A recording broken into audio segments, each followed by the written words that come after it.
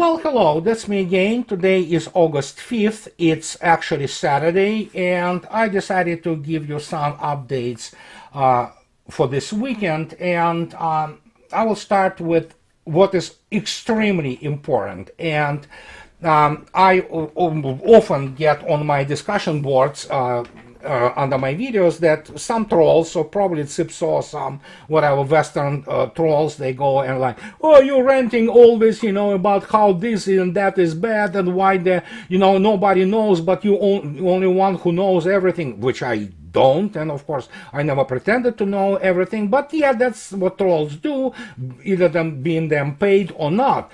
But I want to point out to the blog of my friend Larry Johnson and the article, which is a must read, because this article talks about what, as you can see yourself, why is the West so weak and Russia so strong, the role of human capital and Western education.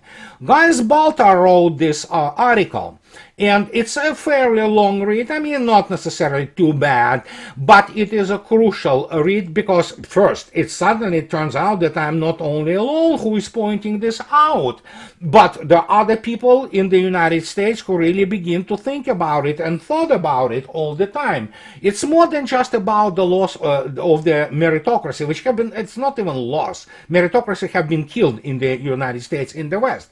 But here it is. This is what he writes. Predictions and projections didn't pan out, and the West doesn't seem to know what to do. The Russian economy wasn't a house of cards as predicted, Russian weapons weren't inferior as predicted, Russian soldiers and commanders weren't incompetent as predicted, and Russian technology wasn't inferior as predicted. In some respects, Russians even seem to be superior to the West. Well, I know in what fields they are. I'm not saying that I know all those fields, but certainly in terms of military, me being a former cadre officer and military professional, I can talk about.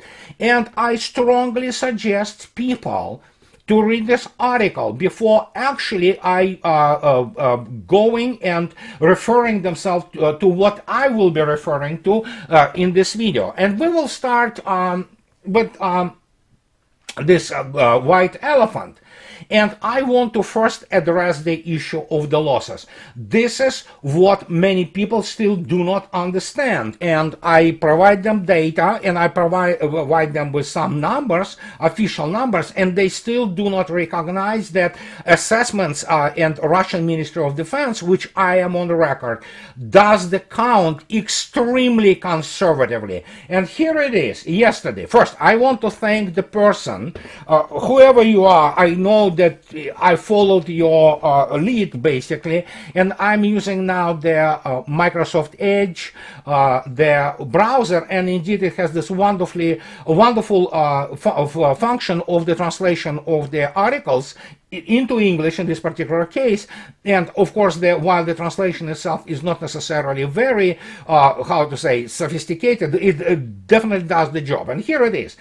Here's the Russian media now translated for you automatically by Edge. I'm not advertising Edge. And here is the issue of the losses as they are explained by Russian Ministry of Defense, and yesterday as reported by Vzгляд and RIA and all major Russian outlets. It is, as you can see yourself, yesterday news, and look what it is. The Ministry of Defense called the losses of the armed forces of Ukraine since the beginning of the counter-offensive. So, more than 43,000 soldiers, KIAs, we're talking about KIAs, since the beginning of the counter-offensive, the Russian Defense Ministry said. These are catastrophic losses for Ukraine, and we'll talk about it later. But look what is highlighted and underlined for you. It is clarified, Ministry of Defense, that these figures do not include the wounded and foreign mercenaries evacuated to the hospitals in Ukraine and abroad, as well as the military destroyed in the rear areas, the Ministry Telegram channel says. Read it attentively. Does not count the military destroyed in the rear areas. What does it mean? And this has everything to do with the modern warfare of the 21st century, and especially with Russia using overwhelming number of the high precision and standoff weaponry. And here's the trick. Well, Russia probably kills more or about the same number of the servicemen of the armed forces of Ukraine in the rear as it does on the front line. And here's the issue. Russian Minister of Defense actually counts only those things corpses which it can visually identify on the battlefield, including in the lull when Russians also allow their VSU to take out those corpses and their wounded, which many of them are actually not saved. And then we do have this other issue of how many of them die during the medical evacuation into the rear. And when you look at this, and again, do not forget, there are rear tactical rears, the operational rears, and strategic rears, of course. And Russia reaches all of them without exception, both strategic, like the Lvov Combined Arms Academy, where 8 calibers visited it recently, and it allegedly housed 800 servicemen, personnel, so you can imagine what happened.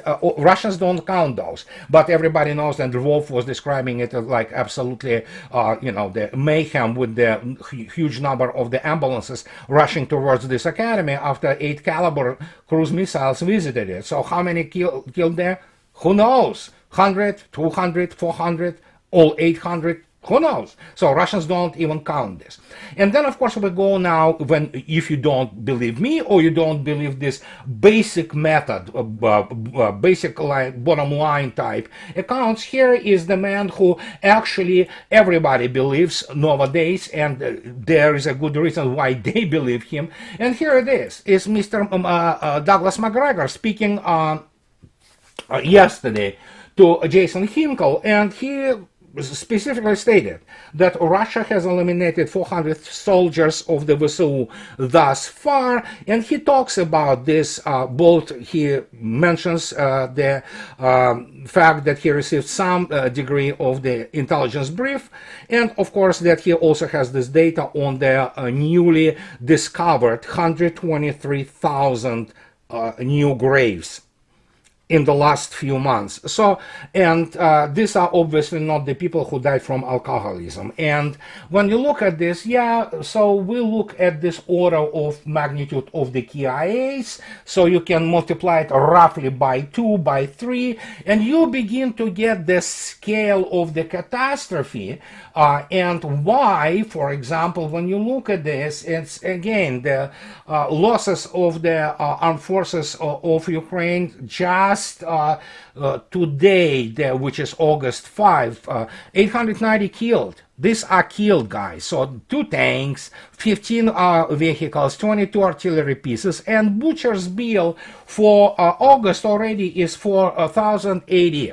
And this is, again, these are front-line reports. Russia doesn't report what they cannot count, but we know that the mayhem on the rears, especially tactical rear, which is essentially basically up to 30-40 kilometers. When you look at the brigade type core level, so many people died there too, because the artillery has this range, and it wreaks mayhem on those depots, all those prepositioned troops and things of this nature. So, and you can make your own conclusions on that.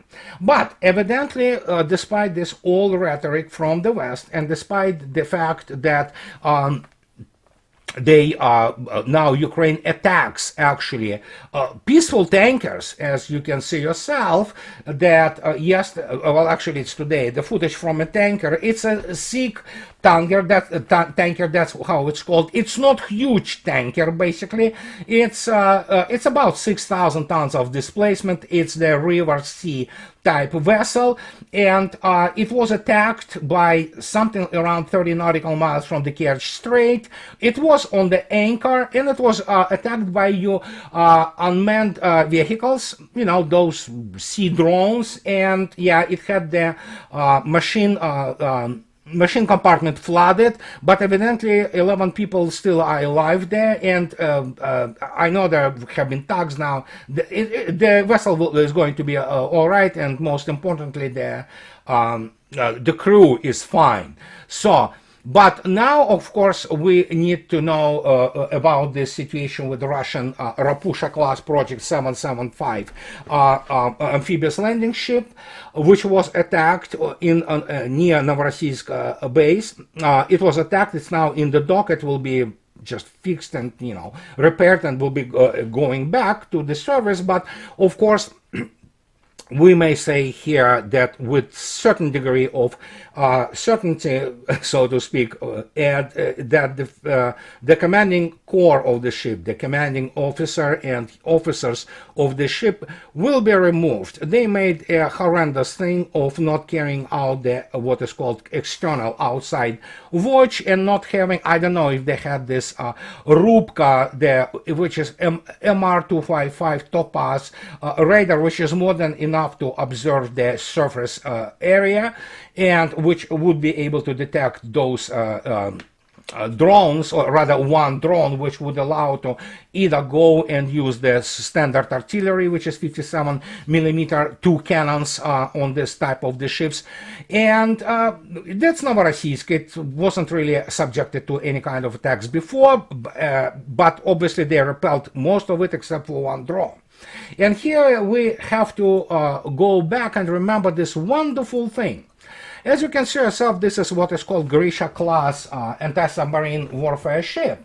And Sevastopol, which is basically repelling those attacks, I mean, daily basis almost, so they have this wonderful 68th Brigade, which has two subdivisions. They have 400 subdivision, which consists of this type of the anti-submarine warfare ships, and the minesweepers, I mean mine hunting ships.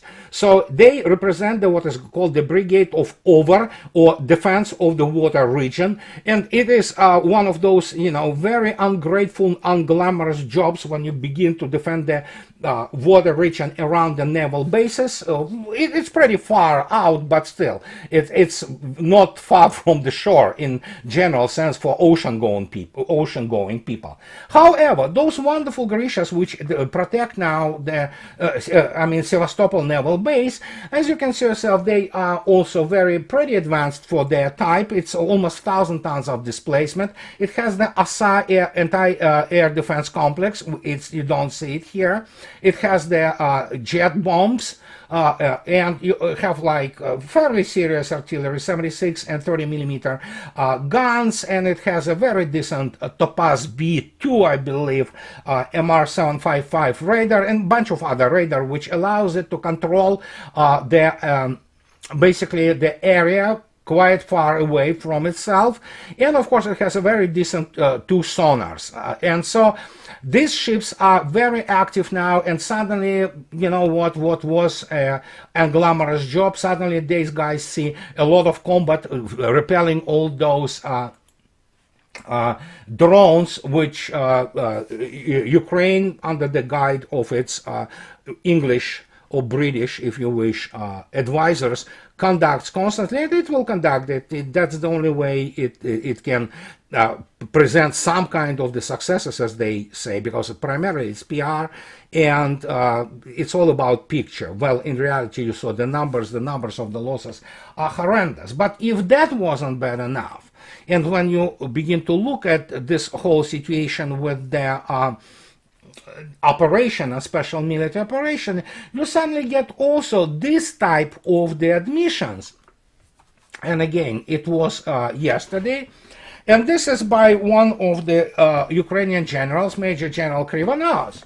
And he said that Russian troops, if desired, can reach Kiev in 12 hours. And he said the Ukrainian authorities underestimate the power of the Russian army, which can lead to serious consequences. And military experts, including me, warned that they were able to reach Kiev in 12 hours. Well, and that's the point which we need to discuss. And this is actually why we have the issue of Mr. McGregor talking about it. I have this article from Larry's web blog, wonderful article about incompetence.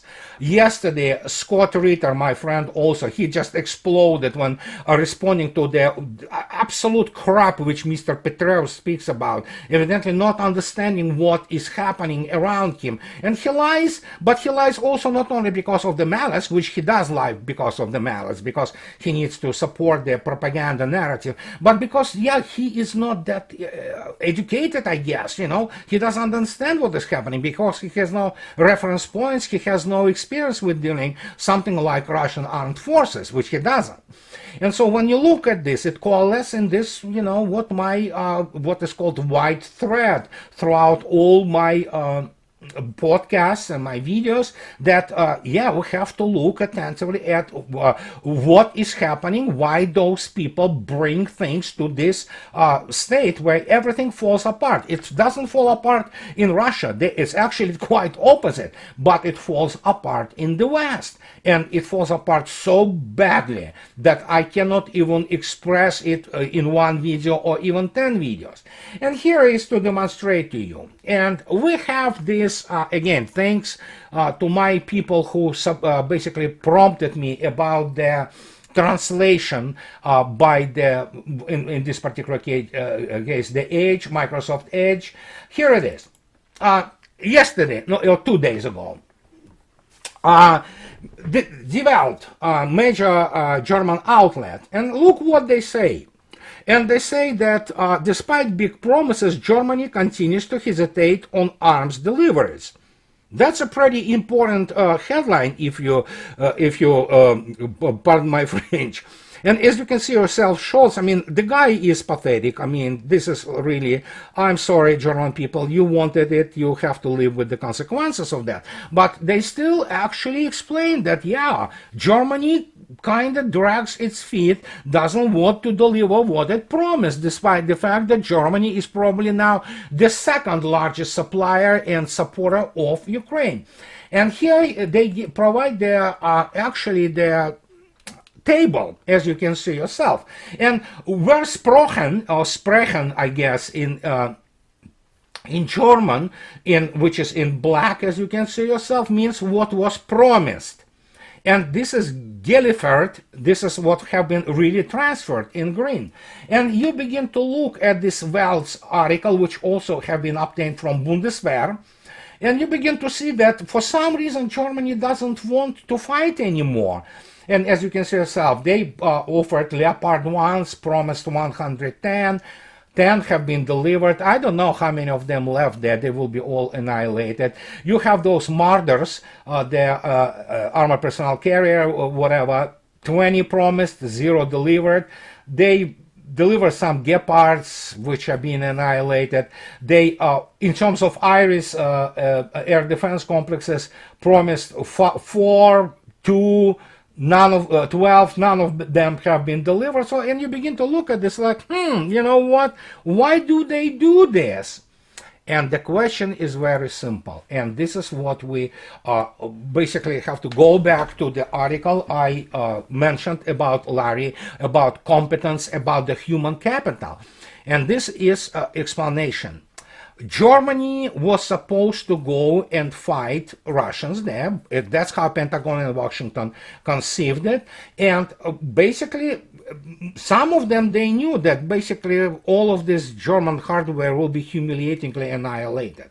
It is being annihilated, and guess what? Suddenly Rheinmetall and all those, Leopard producing firms and, especially when you look at this situation with the basically economic implosion of Germany, they have their reputation ruined, my friends. German weaponry turned out to be garbage, basically.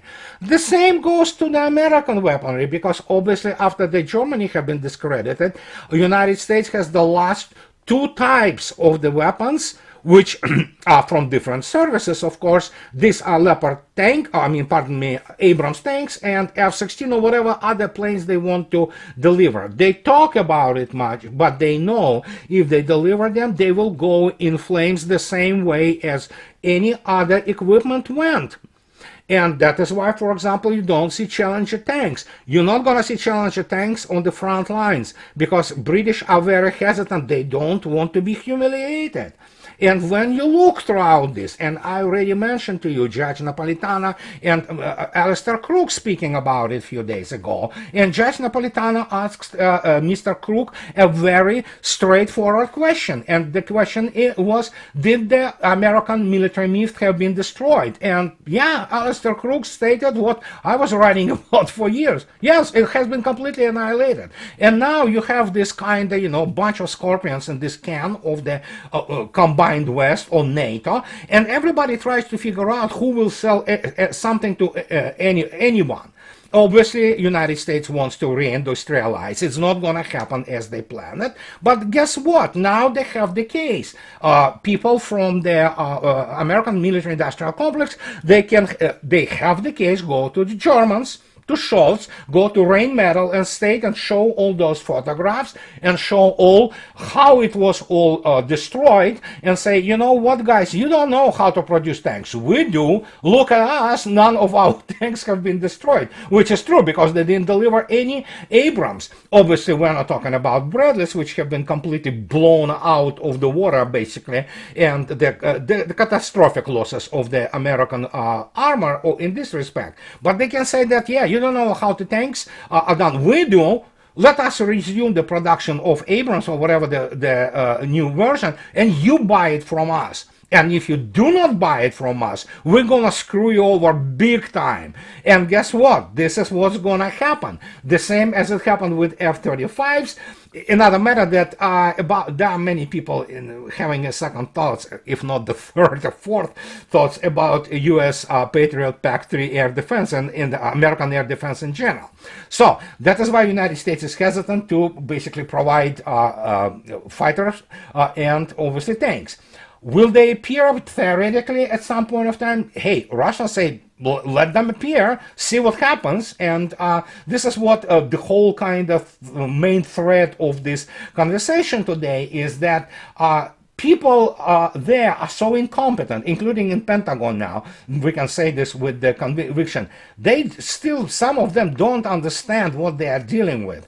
So it doesn't matter what you supply. I mean, you can supply F-16, you can supply F-35, you can supply F-22. They're not going to fly far. And let alone something like Mr. Petraeus, why Scott Ritter went ballistic. And I applaud Scott for that. I mean, it's a wonderful human position, but it's also a position of a professional. When Mr. Petraeus talked about B-52s, the guy is definitely living in alternative universe, and he never heard about S-400. In fact, many people still forget, Russia has a world-class air force, which provides an outstanding operational tempo, and the best fighter pilots now in the Russian Air Force, which basically annihilated whatever the Air Force of Armed Forces of Ukraine have been there. So when you look at this, it's like, yeah, now Germany is dragging its feet because it doesn't want to be humiliated anymore. It's already have been humiliated enough.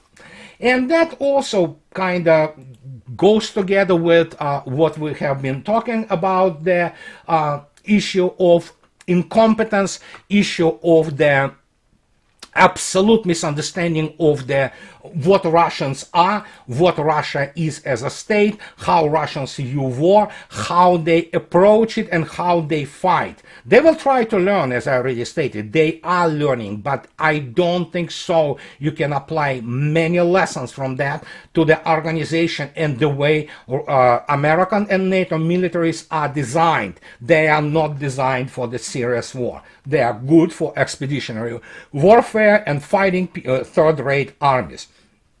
And that was kind of the main thrust of my conversation today. But to demonstrate to you what it brings to Russia, here it is.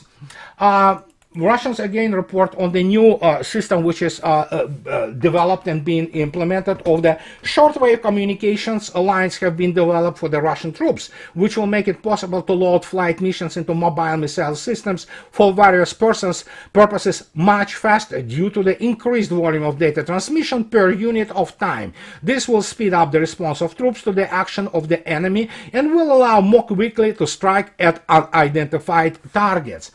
And I've been talking about it. Colonel McGregor have been talking about it. Larry Johnson have been talking about it. Scott Ritter have been talking about it. Now, many people with the military background have been talking about it. And the question is now the reaction time. This new shortwave system provides now the up to, I believe, 75 kilobits per second, which is enough to load up within the net-centric basically capability which Russia exercises to a dramatic effect. It's a much faster upload of the flight missions, or полетное задание, as it means, for example, to such complexes as Iskander or Tornado, and there you go. After that, well, you know what's going to happen. The reaction time increases, and that is why even Ukrainians report now that you cannot even escape it anymore. You shoot something at Russians, it flies back immediately. Some kind of the projectile, be that missile, artillery response, and of course you also have the constant barraging of those marauding, so to speak, the Ka-52s, Mi-28s, Mi-35s, and all those kind of things, and not to speak about of the frontline aviation, which is of course represented by Su-25s and Su-24. And then of course you have the higher level of the higher echelon of where you have those Su-30, Su-35s, MiG-31BMs, you know, Su-57s, all networked, all completely tied between each other in the tight, basically net-centric, network basically. And so, yeah, I don't know how you can continue to fight it, especially when you consider the level of casualties, which is by all basically definitions, but from any point of view, from any angle, war crimes. People who command armed forces of Ukraine and people who encourage them to do what they are doing, they are war criminals, because basically they created the slaughter. And I am on record, I spoke about it in my interview with Anya, and you can look it up on the YouTube. You cannot escape this anymore. This is not Iraq, guys. You have more than a million, much more than a million. Some people now go and say up to 2 million. I don't quote me on that, but there is that 2 million casualties altogether, and we have the complete destruction of a country. This would work if you would be dealing with Iraq. This is not going to work with Russia, and there are reasons for that.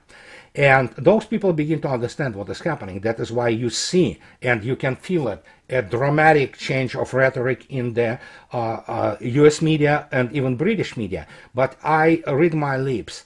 Many of those people in those media, I'm not talking about decision makers, many of them are people who have no consciousness, they have no morals, they have no ethics, and they are freaking psychopaths.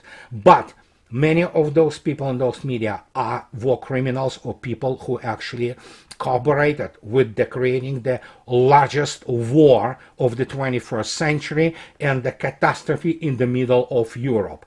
Their names are known, and believe me, they will be charged. And that I'm talking about those people from Goebbelsonian US media, such as the New York Times, Wall Street Journal, whatever the neocon rags are. And that gets you kind of to the point of view that know what? Yeah, the war is won. Everybody who has any degree of understanding, they know this. Well, Russia won it a long time ago, and right now Russia just expects to kind of finish off whatever is left there in Ukraine, and then to decide what she wants to do in terms of what territories she wants to get, because obviously nobody in Russia now, there is no this narrative about brotherly people anymore. Nobody wants those people around Kiev, let alone Western Ukraine, to be attached to Russia in any way, culturally, socially, economically. So it is clear that all four oblasts of the Donbass will be liberated, and it's already happening. Russia is on the offensive and advancing many kilometers, actually. So that is why there is a kind of, this doom and gloom mood in the media. But the question now is, will Russia get Kharkov, or will Russia get Odessa? And so who knows? We'll see. We'll have to wait and see. And this is what I wanted to tell you today, and I thought this commentary was absolutely needed. And this is weekend, you know what? Have a nice weekend, guys. And those who like what I do, pardon me, please subscribe to my channel. And those who can afford, please buy me a coffee or two, or support me on the Patreon. So have a nice weekend, guys, and I'll talk to you later. Bye bye.